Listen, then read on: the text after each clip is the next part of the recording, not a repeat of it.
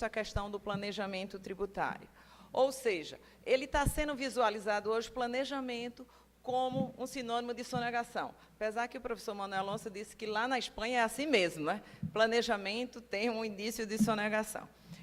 Mas planejamento, como a gente sempre tem visto, tudo na vida é planejamento. Hoje, antes de sair de casa, todo mundo planejou a roupa, as meninas, né, o cabelo, etc., que roupa eu vou, etc. Vou cedo, vou que horas. E por que não nos negócios, na gestão dos negócios, não se admite o planejamento? Só que nós temos que analisar dois momentos em relação que a jurisprudência vem considerando. Então, tínhamos um momento que era um planejamento, era admitido, e, ultimamente, eu consideraria mais ou menos por volta de 2008 para cá, então, está havendo uma reversão total da jurisprudência. Então, é isso que eu vou tentar apresentar para vocês, mostrando o quê? Se vocês têm lido as notícias de jornais, com a criação da DEMAC, da Delegacia dos Grandes Contribuintes, está havendo uma propaganda o seguinte: estamos fechando o cerco em torno do contribuinte, em torno dos planejamentos tributários, para desconsiderar essas operações.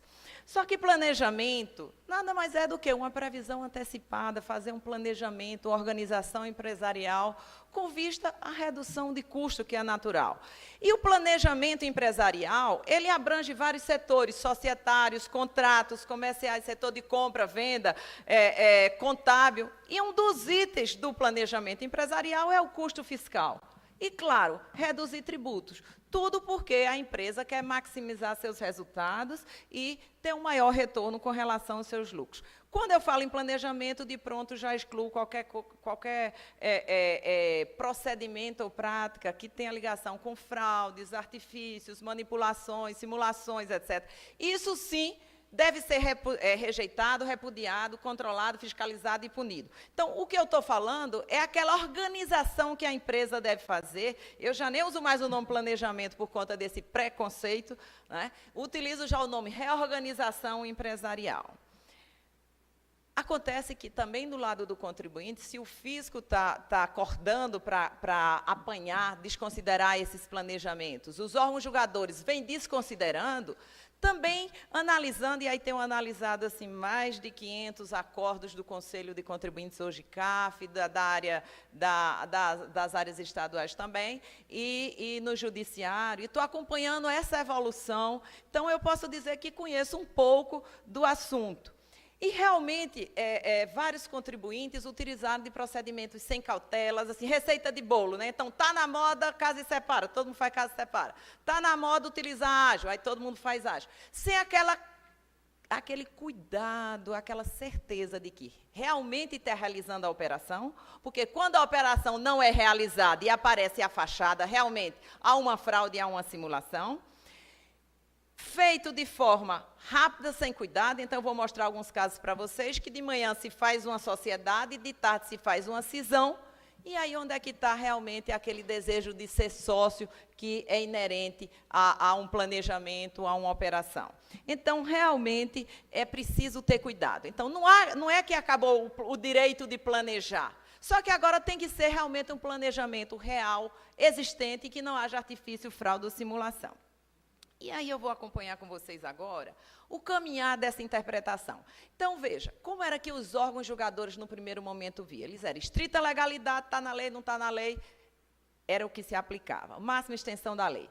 Depois passou-se um segundo momento em que se analisava, é fraude, é ilícito, é simulação, é abuso de forma, abuso de direito. Chegou o terceiro momento, ou seja, não é fraude, não é ilícito, mas é um planejamento, é um procedimento lícito, é uma forma jurídica válida, entretanto, o fisco passou a desconsiderar. Esse foi o terceiro momento, que agora nós estamos num quarto momento nesse caminhar. E esse agora me preocupa mais ainda, e vocês já sabem, né? Não gosto de ter preocupações da rugas, a gente não fica bem, mas o que é que a gente vê agora? Entrando uma fase arrecadatória. Então, você tem procedimentos lícitos, formais, válidos, existentes. Forma querida é a forma desejada. A formalidade se encaixa à realidade, ou seja, como se apresenta formalmente a operação, o negócio, o ato, coincide com o que foi realizado. No entanto, está havendo uma desconsideração da seguinte forma: para efeitos fiscais, isso pagou menos tributo. Então, recentemente, eu tive um caso que eu vou passar para vocês, onde uma empresa fez realmente um empréstimo, que precisava de um empréstimo para adquirir uma outra empresa, e lá foi julgado o seguinte: epa, peraí, ainda, porque ela não aumentou o capital, ela devia ter aumentado o capital ao invés de fazer um empréstimo. Foi desconsiderado e cobrado um tributo e glosada a despesa considerada indedutível. Então, nós estamos entrando nesse período que eu chamo da fase arrecadatória, que eu entendo que é muito perigoso. Tudo que você envolve subjetivismo, e aí estão trabalhando com muitos conceitos abstratos, isso gera interpretações, inclusive, como você pode notar, negócio indireto, desconsiderando o mesmo fato, uma interpretação, o mesmo fato em outro momento dá uma outra interpretação, simplesmente para haver a desconsideração. E aí, desde já, eu alerto. Sempre que você fala preço-transferência, que hoje é tratada por IN, né, e está confessada, inclusive, lá na medida provisória, empresas que têm vínculo, operações com paraísos fiscais, países com tributação favorecida, palavra offshore. Ouviu a palavra offshore, é sonegação. E o pavor de tudo é o Uruguai. Teve o Uruguai no meio, é aquela coisa. Então, por favor, vamos fazer qualquer operação real, vamos para o Paraguai, Argentina, etc., Espanha, Itália, que é uma maravilha, mas botar o Uruguai no meio, realmente, aí passa a complicar. Só essas palavras numa operação já são suficientes para despertar suspeitas. E aí isso leva a quê? A desconsideração... Moço, está aparecendo um negócio aqui, ó. Desapareceu. Bom, já leva à desconsideração da operação, leva-se a dizer que esses indícios levam às presunções que a operação foi simplesmente para reduzir tributo, e hoje nós estamos, inclusive, na fase que teve a despesa existiu, a despesa era necessária e ela é descaracterizada, há uma glosa dessa despesa, ou seja, o negócio permanece, mas não é aceita a despesa como dedução do lucro, e se cobra imposto, impõe multa, e o que é mais grave, como não existe um fundamento legal específico, diz, é simulação. Então, tudo hoje é simulação, e aí, para quê? Multa 150%, representação fiscal para fins penais, inclusive de operações que, há 3, 4 anos atrás, eram aceitas pelo próprio CAF, Conselho de Contribuintes, como admitida que era uma operação lícita, embora tivesse reduzido tributo. Então, me preocupa bastante essa forma de como está caminhando. Então, veja, nós tínhamos estrita legalidade e agora estamos passando por lead case, é chique, né? Lead case, né? E aí chegamos na forma do momento das considerações subjetivas. E aí, realmente, os conceitos, se vocês pesquisarem uma grande quantidade de jurisprudência, vocês vão ver que abuso de forma aqui é usado para uma coisa, ali é usado outro, a mesma operação é chamada de negócio indireto. Então, está faltando uma certa coerência nessas decisões. Então, você vê, o exemplo de como era a estrita legalidade, lá pelos idos de 97, que era tranquilo, era o seguinte, para que se materializar, a simulação para se materializar, é indispensável que o ato praticado não pudesse ser realizado por vedação legal.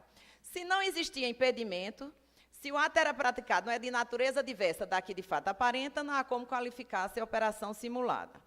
Os objetivos visados com a prática do ato não interferem na qualificação do ato praticado. Se o ato praticado era lícito, as eventuais consequências contrárias ao fisco devem ser qualificadas como caso de elisão fiscal. E aí era tranquilo. Não é vedado na lei, não é impedido, está dentro da lei. Apareceu aquela lei complementar 104, eu não vou falar aqui do assunto, e aí ela disse, pode desconsiderar para dissimular, e disse que teria que haver uma lei. E aí todo mundo gritou quando apareceu a MP 66 para regulamentar. Todo mundo dizia, MP é um absurdo, vão desconsiderar. Foi pior. Lá existiam regras e hoje nós não temos regras. E estão havendo as desconsiderações. E aí vamos ver o seguinte. A MP 66, e aí é uma coisa que eu estou refletindo, a MP 66 ela veio para tratar dessa desconsideração. E ela dizia que, para efeitos tributários, pode desconsiderar. E ela trazia conceitos do que era falta de propósito negocial e abuso de forma. Então, ali eu tinha um conceito claro, só seria falta de propósito negocial aqui e abuso de forma. Só que tem um pequeno detalhe. Essa MP foi rejeitada pelo Congresso Nacional. E aí, doutores, colegas aqui, vocês que são mais antigos do que eu, sabem mais do que eu, tudinho. Então, veja, a MP foi rejeitada pelo Congresso. Então, o Congresso não quis, me parece que quando ele não aprovou o que está na medida provisória, ele demonstrou que a Casa do Povo não queria aprovar esses conceitos e essa possibilidade de desconsideração. Aí eu me pergunto, se isso não foi aprovado, pode ser aplicado sem ser aprovado? Aí, professor Manuel Alonso, lá com seus conceitos da expansão, tenta resolver. E aí, veja só, se você der um mergulho na legislação, ela está dando cobertura para esse tipo de procedimento. Você vai lá para o Código Civil, ele tem conceitos, tudo conceito abstrato. Nas declarações de vontade se atenderá mais à intenção do que o sentido literal. É nulo o negócio jurídico simulado, mas subsistirá o que dissimulou, se válido for na substância. Invalidado o negócio jurídico, e aí você vai ver que tem toda uma série de conceitos que estão sendo introduzidos que levam a uma formação e uma fundamentação dessa desconsideração, embora sem que exista uma norma específica. Você vai lá para a lei das SAs e ele tem o seguinte: o acionista controlador deve usar o poder com o fim de fazer a companhia, realizar seu objetivo, cumprir função social. Então, veja só, daqui a pouco você vai ver contrato. Esse contrato não cumpriu a função social. Que função social? E aí estamos lá no campo dos conceitos abstratos. Então, você vê que tem toda uma construção também legislativa nesse sentido. E agora tem uma mais grave, o princípio contábil. Depois do IFRS, ele traz expressamente, e foi aprovado pela resolução, veja, a lei diz que os princípios contábeis valem, a lei fiscal diz que a lei societária e os princípios contábeis valem, então, eles adquiriram uma força de lei. E lá você vai ver nessa resolução que prevalece o princípio da essência sobre a forma. Então, isso aí é um alerta para a questão dos planejamentos tributários. E aí você vai analisar as decisões do Conselho durante o tempo, você vai ver o seguinte, que eles têm adotado determinados conceitos e enquadrado determinadas operações. Por exemplo, um planejamento em que tem o step transition, ou seja, operações em sequência, é o primeiro alerta. Motivo extratributário. Ora, mas a MP foi rejeitada, que dizia que não podia usar falta de propósito negocial para haver autuação, mas você vai ver que na maioria dos planejamentos que estão sendo desconsiderados, eles utilizam que não tem o motivo extratributário, um propósito negocial, um affect societas, etc. Sociedades aparentes, não operada pelos dois sócios, ou seja, tem um sócio majoritário e um sócio minoritário. Então, diz que é uma sociedade aparente. E aí, desconsidera a sociedade e autua o sócio majoritário como pessoa física.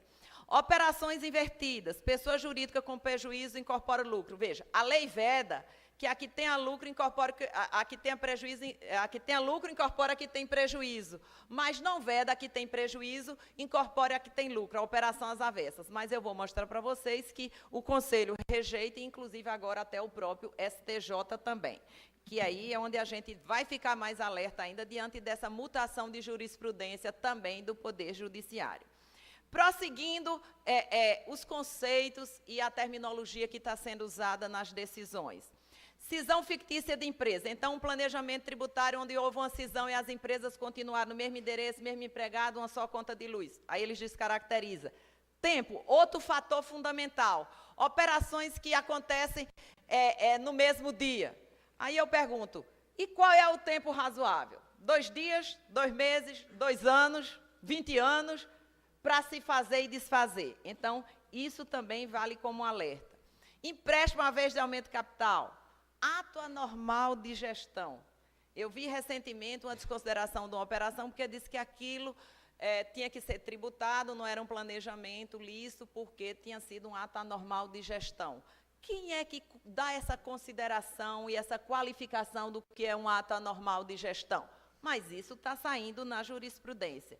E as despesas desnecessárias e indedutíveis. Lembrando agora que a MP 472 de dezembro, ela trouxe a questão do team capitalization, da subcapitalização, pelo menos agora tem uma regra. Eu não concordo nem discordo, mas tem uma regra. Eu sei que a partir dali a lei diz que a despesa vai ser indedutível. Então, são alertas que tem que se ter quando vai se fazer qualquer operação, porque esses são os critérios que estão sendo utilizados pelas autoridades julgadoras para descaracterizar as operações. Então, alguns exemplos aqui. A operação Casa e Separa. Essa é famosa, o planejamento tributário, está no jornal, etc. E aí ele diz, uma empresa X